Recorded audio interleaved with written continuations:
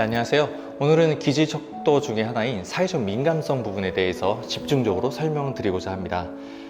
기질은 위험회피, 자극추구, 사회적 민감성, 그리고 인내력 이렇게 네 가지로 구분이 되는데요. 기질은 엄마의 뱃속에서 태어날 때부터 선천적으로 정해지는 기질입니다. 한 사람의 성격과 기질을 논할 때는요, 전체 척도를 가지고 판단을 해야지 한 가지 기질만 가지고 한 사람에 대한 성격 기질을 논할 수 없습니다. 오늘은 사회적 민감성 척도에 대해 단편적으로 알아보는 시간을 갖도록 할게요. 사회적 민감성이란 사람은 사회를 이루고 다른 사람과 관계를 맺으며 살아갑니다. 사람은 따뜻한 사회적 애착을 이루기 위해 사회적 보상 신호에 민감하게 반응하는 유전적인 경향을 지니고 있습니다. 즉, 사회적 보상 신호, 타인의 칭찬, 찡그림 등등 타인의 감정, 기쁨, 슬픔, 분노, 고통 등등 이런 것들을 민감하게 파악하고 이에 따라 정서 반응이나 행동 반응이 달라지게 되죠. 사회적 민감성 척도는 사회적 애착에 대한 의존성에서의 개인차, 다시 말하면 사회적 보상 신호와 타인의 감정에 대한 민감성에서의 개인의 차를 측정하기 위한 척도입니다. 이 척도에서 점수가 높은 사람은 마음이 여리고 애정이 많고 따뜻하며 민감하고 헌신적입니다. 타인에게 의존적이며 사교적이고 사회적 접촉을 좋아하고 다른 사람과의 교류에 열려 있습니다. 타인의 고통에 깊이 마음이 움직이고 자신의 감정을 잘 내보이죠. 이들은 가는 곳마다 자신이 좋아하는 사람을 곧잘 발견합니다. 이들의 장점은 사회적 보상 신호와 타인의 감정에 민감하기 때문에 따뜻한 사회적 관계를 더 쉽게 형성하고 타인의 감정을 더 잘 이해할 수 있다는 점입니다. 중요한 단점이 있다면 타인에 의해서 자신의 견해와 감정이 곧잘 영향을 받기 때문에 객관성을 상실하는 경우가 많이 있다는 겁니다. 이 척도가 높은 아이들은 예를 들어 의사 혹은 아이들을 가르치는 선생님과 같은 서비스 직업에서 빛을 발하기도 합니다. 사람의 감정과 정서를 예민하게 알아차리고 그것과 관련하여 기쁨과 보람을 느끼게 되죠. 반대로 이 척도에서 낮은 점수를 얻은 사람은요, 실용적이고 강인한 반면 타인의 감정에 둔감하고 무관심하며 냉정한 사람으로 기술됩니다. 또한 혼자 있는 것에 만족하고 남과의 교류를 먼저 시작하는 경우가 드물죠. 그렇다 보니 오히려 남과 거리를 유지하는 것이 더 편하고 자신과 타인의 공통점을 찾는 데 더 어려움을 느끼게 됩니다. 이들은 또한 사회적 압력이나 비판에 대해서도 둔감하기 때문에 타인의 영향을 덜 받습니다. 하지만 이들의 장점은요, 감성적 호소로부터 독립성을 유지할 수 있기 때문에 남을 기쁘게 하기 위해서 혹은 소망적 사고에 의해서 현실을 이탈하지 않고 객관적인 견해를 유지할 수 있다는 것입니다. 하지만 이러한 사회적 분리 성향은 자신에게 유익한 사회적 친분을 맞는데 방해가 된다는 점에서 다른 한편으로는 단점이 될 수도 있습니다. 또한 사회적 단서에 둔감함으로써 이들은 타인의 감정과 의견을 대체로 이해하지 못하고 자기 중심적 견해를 취할 수 있습니다. 사회적 민감성 척도가 높은 사람과 낮은 사람의 특징은 다음과 같습니다.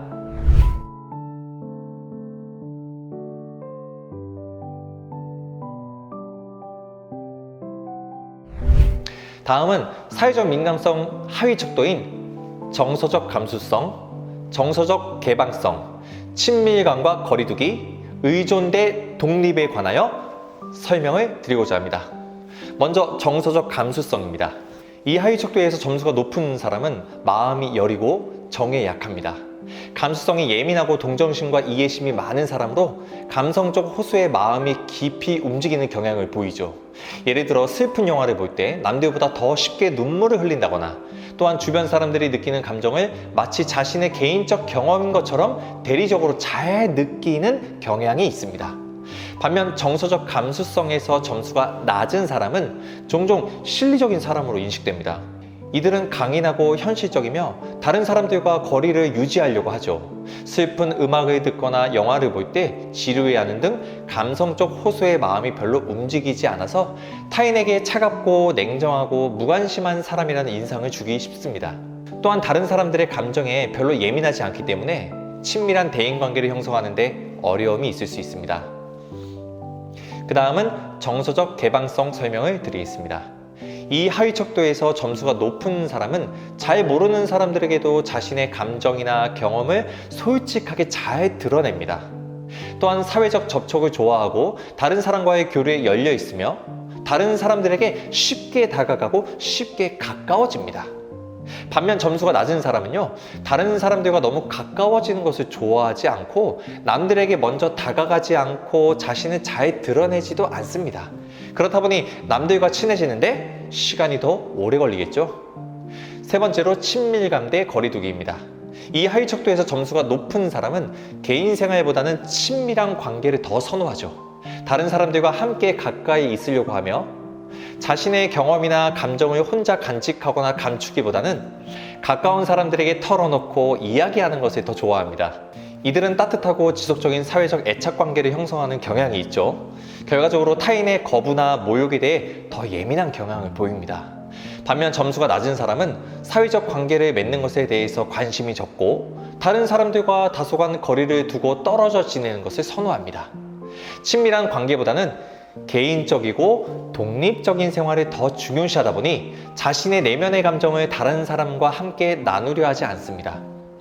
만약 어머님은 친밀감의 척도에 가깝고 자녀가 거리두기 척도에 가깝다면 자녀가 말을 잘 안 하고 감정 표현을 못 한다고 생각을 하고 자꾸만 자녀에게 감정을 표현하길 요구하게 됩니다.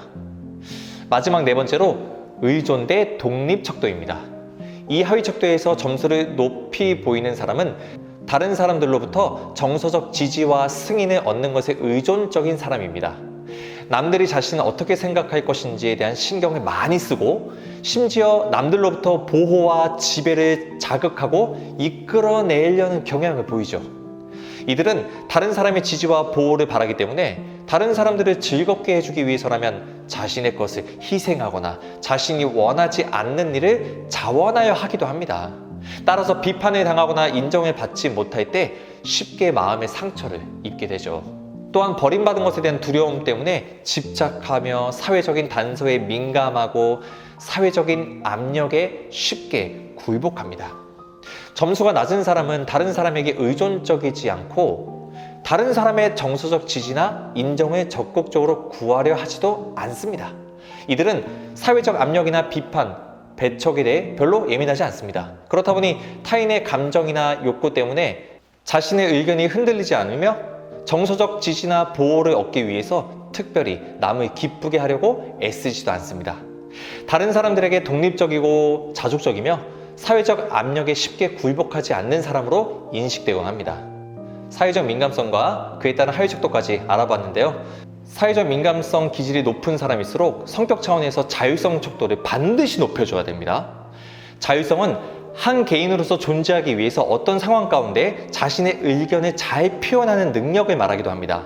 자율성 척도에 관련해서 설명을 드리자면 20명이 앉아서 밥을 먹을 수 있는 거대한 식탁에 초대를 받았습니다. 그런데 안내해 준 사람이 저에게 여기에 앉으라는 겁니다. 그런데 앉고 보니 전부 풀떼기 반찬밖에 없어요. 제가 좋아하는 반찬 한 개도 없어요. 그런데 다른 자리를 보니까 자리마다 반찬이 다 다르다는 거죠. 이때 자율성이 낮은 사람은 저기요 지정석인가요? 라고 못 물어봅니다. 하지만 자율성이 높은 사람은 저기요 혹시 지정석인가요? 라고 물어볼 수가 있죠. 그리고 만찬이 시작됐을 때 제 앞에 앉은 사람이 제가 좋아하는 고기 반찬이 다 있다라고 했을 때 자율성이 높은 사람은 사회적 상황에 대한 판단을 하고 대처를 잘하기 때문에 저기요 안녕하세요 고기랑 야채를 좀 섞어서 같이 드시는 건 어때요? 라고 센스 있게 상대방에게 필업을 합니다. 하지만 자율성이 낮으면 시도조차 못하죠. 그러다 보니 남 탓, 상황 탓을 많이 하게 됩니다. 또 다른 예로는 회사 생활에서 자율성이 낮고 사회적 민감성이 높은 사람은 타인의 인정을 통해 존재하려고 하기에 본인이 하지 않아도 될 업무를 배당받아 과도한 업무를 하게 됩니다. 모두가 나를 인정해주면서 일거리를 갖다 주는 거죠. 그 앞에서는 웃으며 일을 대신해 주지만 결국에는 업무가 과부하에 걸려 갑자기 화를 내는 겁니다. 만약 자율성이 높다면 저를 인정해 주시는 것은 감사하지만 이 일은 대리님 업무입니다 라고 아주 센스 있게 말할 수 있죠. 그렇다면 사람들이 나를 쉽게 바라보지 못합니다. 결국 사회적 민감성이 높은데 자율성이 낮으면 타인에게 질질 끌려다니게 되는 상황이 나타나기도 합니다. 기질은 좋고 나쁘고가 없습니다. 장점, 단점이 있을 뿐입니다. 자녀의 기질을 정확하게 이해해야 기질에 따른 강점을 강화하고 약점을 보완할 수 있습니다. 부모의 기준으로 아이를 보지 마시고 아이의 인격 자체를 인정해 주시는 것이 중요합니다. 자율성을 높이는 방법에 대해서는 다음 시간에 따로 영상을 만들어서 보여드리도록 하겠습니다. 감사합니다.